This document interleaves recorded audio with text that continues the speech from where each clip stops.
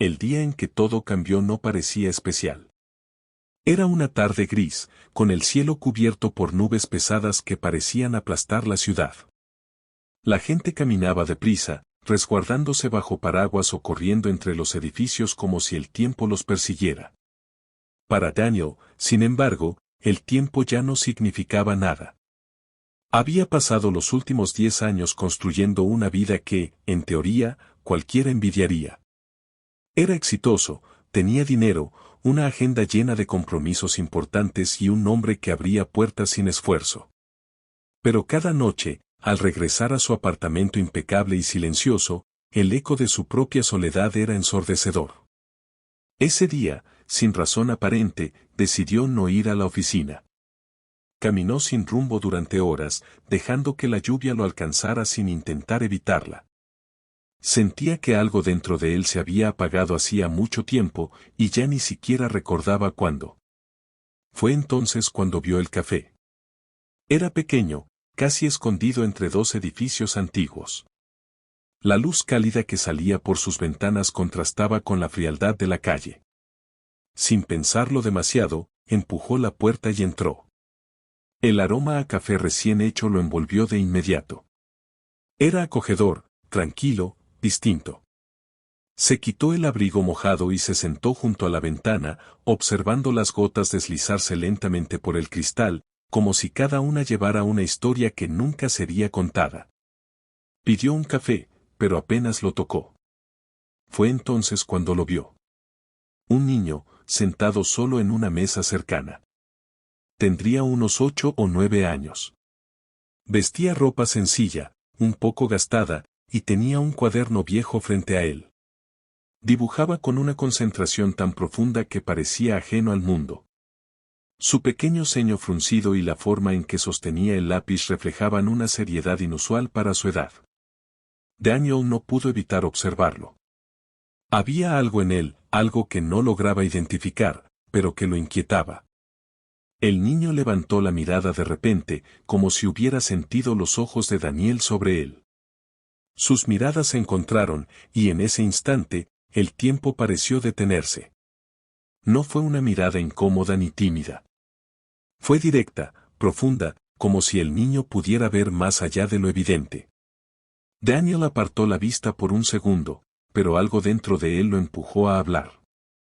¿Te gusta dibujar? El niño asintió lentamente. Sí, respondió con una voz suave, pero sorprendentemente firme. Daniel dudó un momento antes de continuar. ¿Qué estás dibujando? El niño giró el cuaderno ligeramente, mostrando apenas una parte. Cosas que siento. Esa respuesta lo tomó por sorpresa.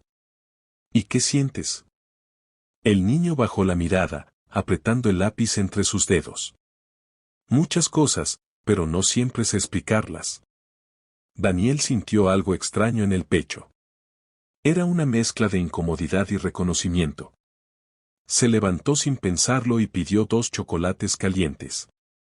Cuando volvió, se sentó frente al niño. A veces, dibujar ayuda más que hablar, dijo, intentando sonar natural. El niño lo observó con curiosidad. ¿Usted también dibuja? Daniel negó con la cabeza. No, pero creo que debería haberlo hecho. Hubo un silencio breve, pero no incómodo. Era uno de esos silencios que parecen decir más que las palabras. ¿Cómo te llamas? Preguntó Daniel.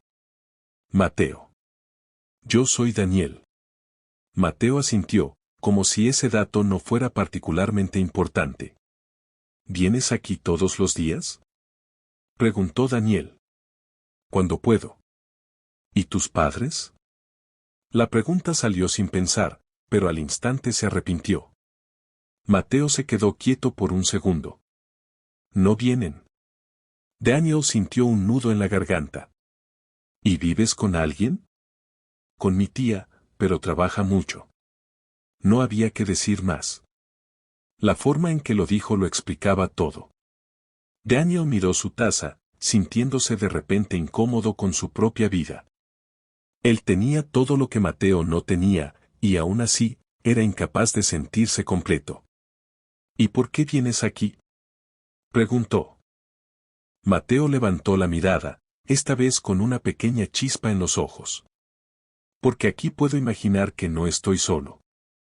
Esa frase golpeó a Daniel con una fuerza inesperada.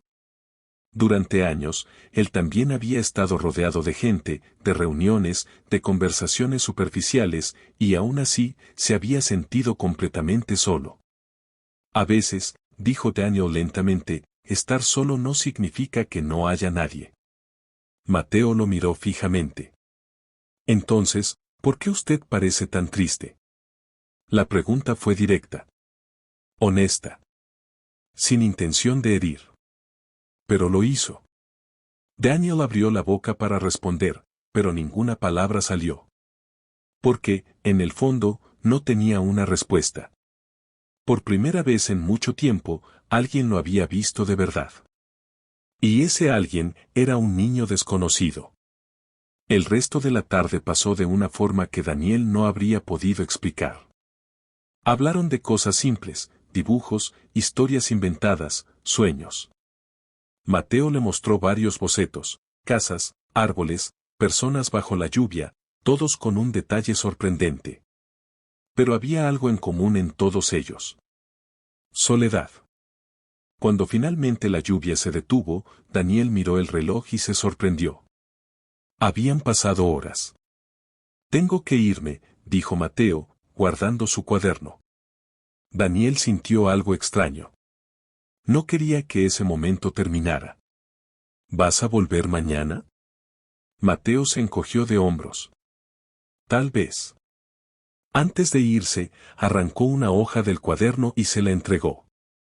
Para usted. Daniel la tomó con cuidado. Era un dibujo de un hombre de pie bajo la lluvia, completamente solo. Daniel levantó la mirada, pero Mateo ya estaba en la puerta. Y entonces entendió algo que lo dejó sin aliento. Ese hombre, era él. Parte 2.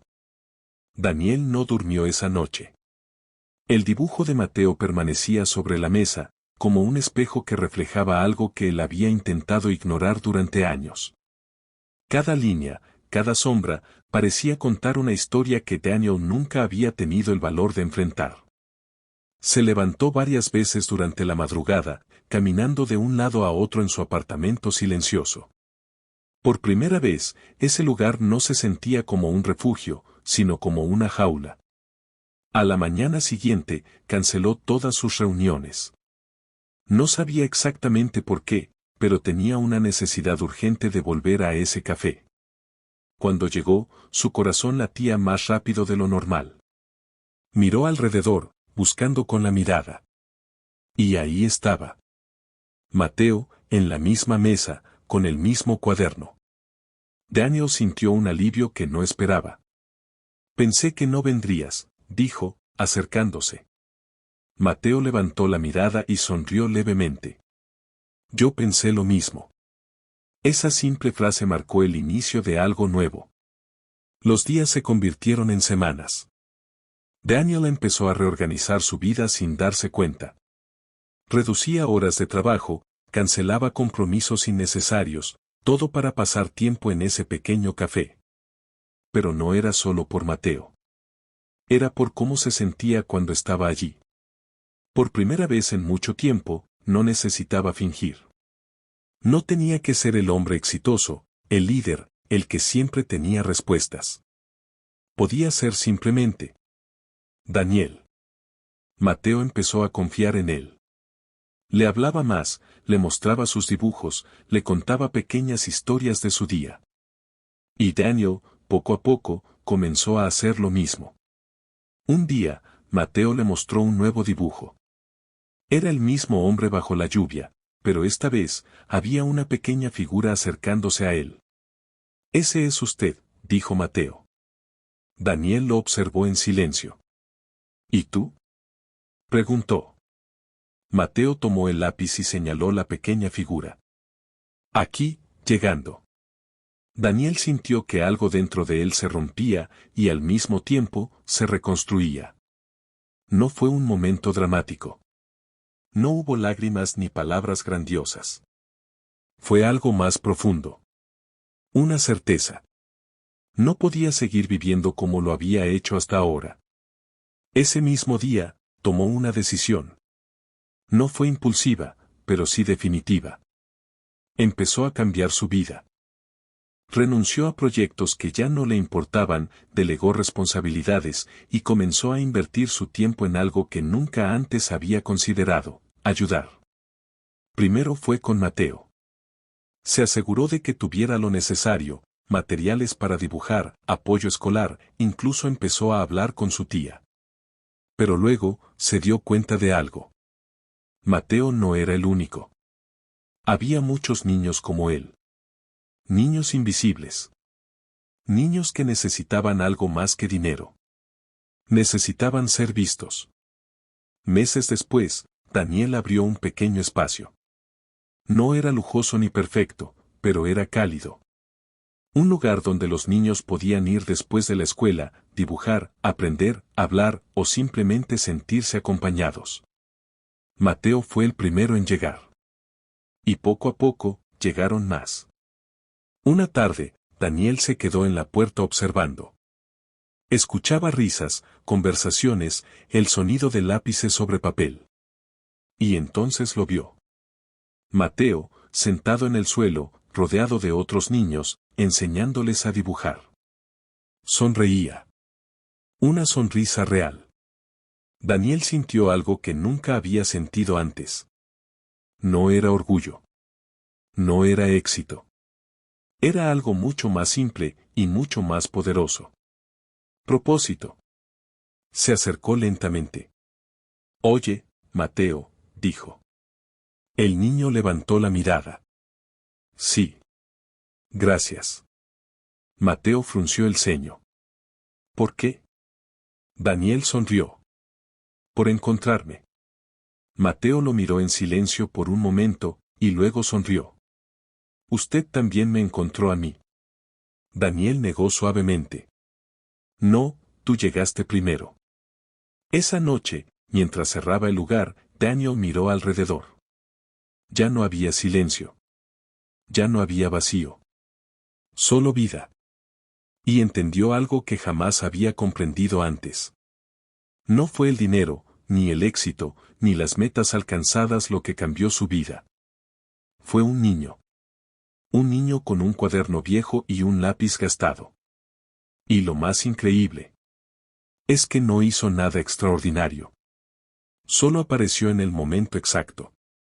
A veces, cambiarlo todo no requiere grandes decisiones. A veces, basta con mirar a alguien y realmente verlo. Porque nunca sabes quién puede transformar tu vida. Incluso si esa persona es un niño dibujando bajo la lluvia.